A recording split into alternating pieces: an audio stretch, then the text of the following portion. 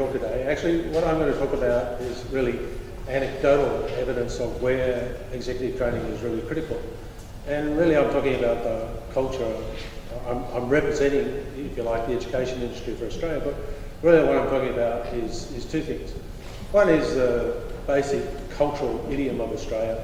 Very small population, historically brought up in a hostile environment, a requirement to be flexible and adaptable, to be multi-skilled and to multitask, to confront failure at every turn, and somehow be very resilient. As many of you probably know, the colony almost failed, virtually from the outset, so very close to not existing at all.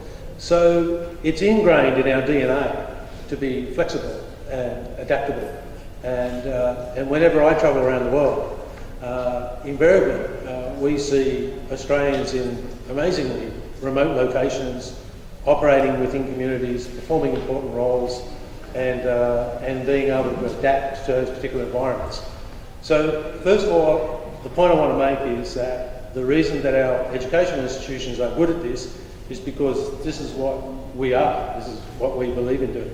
Now, if I come to the corporate environment, it would be unacceptable at whatever level, as a graduate or as a junior manager or as an executive, not to have as a part of your performance management plan the last component, which is about what will we do to personally develop you.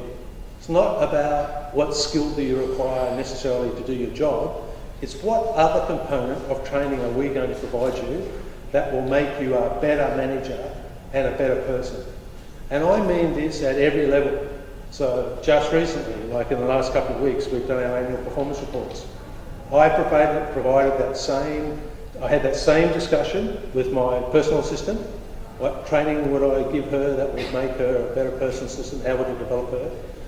My own senior trade commissioner here in India, who's a highly skilled senior executive, I've indicated that a good challenge for her would actually to be an off-site study in an Indian university to understand about Indian culture and Indian business practices. That's not something she's going to learn in Australia, but it's something that she will learn here. In the case of my executive officer, who's a junior manager, where we're wanting her to develop skills and management around strategy, we're developing a market capability in East Africa. So in order to develop her potential going forward, my aim is to send her to Kenya for a month to develop a strategy and plan around Australian businesses entering the East Africa market. So whether we actually come out with a plan or not, or to what degree we accept that plan, it's the opportunity to expand her skills and knowledge in each of those instances, from my personal assistant through to one of my top executives.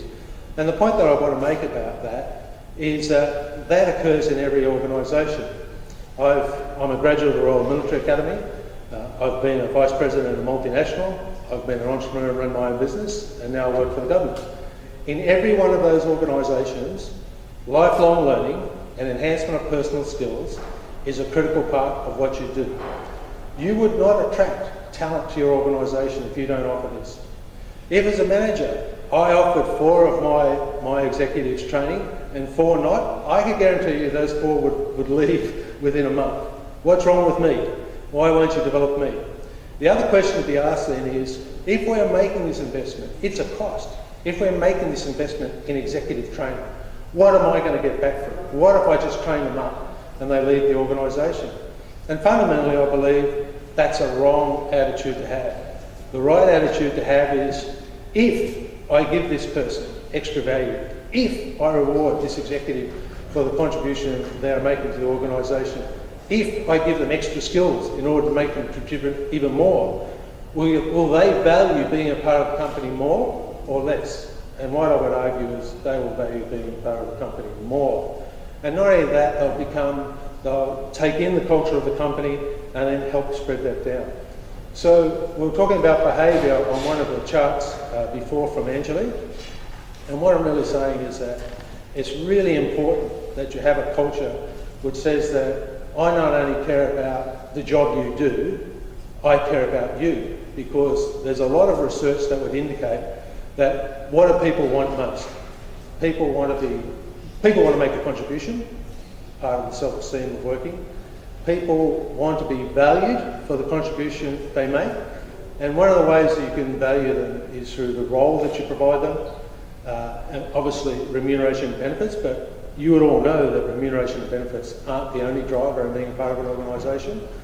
The final part is, I value your contribution so much, I'm going to develop you personally. The opportunity cost for me as an organisation is nothing in dollar terms and some time. What I will get back is a motivated executive who's going to instill that same confidence within the organisation, who can only but improve the culture of the organisation. And you all know that once an organisation develops a culture of being progressive, forward-thinking and supportive, it's like bees to a honeypot. That employees automatically want to join that organisation. So the topic of this conversation is, can you afford not to do it? Provide executive training. And I would say, from the top to the bottom, from the beginning of your career path to the end, even now, my discussion with my boss about my performance report is, what do I need to do this year? What do I need to do this year in order to develop me? This doesn't end. It's a lifelong commitment to training. And so I would say to you, the cost to your organisation of not having this from end to end is one which you can't afford to take. And so that's my anecdote passed on to you. And from an Australian organisation point of view, you'll see that around the world we adapt training and courses. They can either be very specific skills, they can be about more general skills, behavioural patterns, or they can be things that are relating to operating in different countries. But our institutions are very flexible at adapting to meet the needs of requirements that your executives will be looking for. So I think it's important that you keep on doing that and try and find the opportunities for that. Thank you very much.